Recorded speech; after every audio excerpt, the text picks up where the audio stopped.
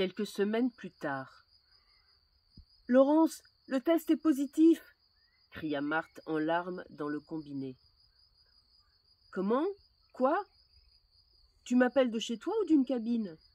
Dis-moi où tu es, je te rejoins. »« Je suis enceinte, quelle idiote, j'ai pas fait attention. Oh là là, je ne sais pas quoi faire. Où es-tu? Je suis à la maison, mais je vais sortir, j'ai trop peur que maman me voie dans cet état. » D'accord, alors attends-moi devant le cirque d'hiver, j'arrive. Marthe se précipita dehors et croisa sa mère dans l'escalier. Marthe, chérie, que se passe-t-il? Rien du tout, maman, je vais voir Laurence, je reviens tout à l'heure. Trop tôt, trop vite, la vie avait choisi Marthe sans lui laisser le temps d'aller au bout de ses aspirations. Et, vaille que vaille, elle se soumit à cette destinée qui la rendit mère. Quelques années plus tard. « Quel âge a votre fille, madame ? » 10 ans.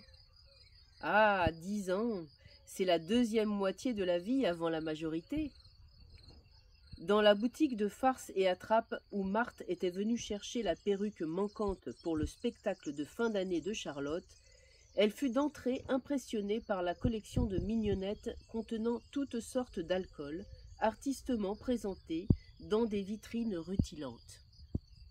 Elle trouva le concept intéressant et en acheta une douzaine pour en garnir le vaisselier de la salle à manger, disgracieux mais cher au cœur de Philippe.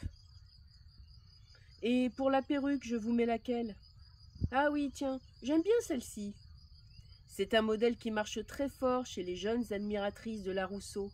Vous savez, la chanteuse avec les longs cheveux roux et frisés. »« Tu m'oublieras. Oui, je vois très bien. Ma fille l'adore. »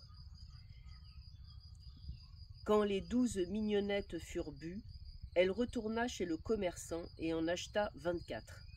Il était très fier d'avoir transmis une passion et lui demanda si elle avait trouvé une vitrine, qu'avec l'achat précédent et celui qui suivrait, elle ne s'y retrouvera pas, que la qualité principale du collectionneur était l'ordre. Surprise par une forte oppression à la poitrine, Marthe interrompit le sermon du commerçant en lui présentant sa carte de crédit. Elle se dépêcha de régler son achat et sortit rapidement de la boutique. Aussitôt dehors, elle tira une mignonnette de son sac et la vida fiévreusement. L'effet instantanément bienfaisant que lui procurait l'alcool la convainquit d'emblée qu'il n'était pas de meilleur remède pour relâcher les tensions. Ce jour-là, Marthe ne rentra pas chez elle. Elle pénétra dans un café, commanda un whisky, vida son verre d'une traite.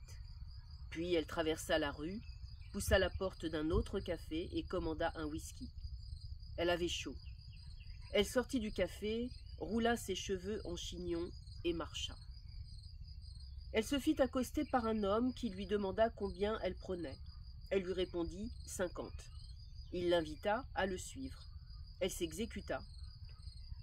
L'appartement était cossu.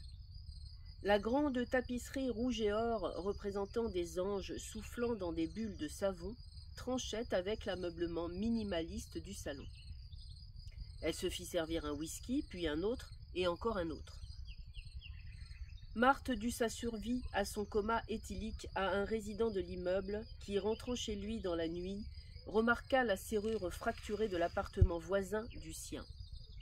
Soulagé de constater que la serrure de sa porte n'avait pas subi le même sort, il pénétra avec fébrilité dans son appartement et appela le 17.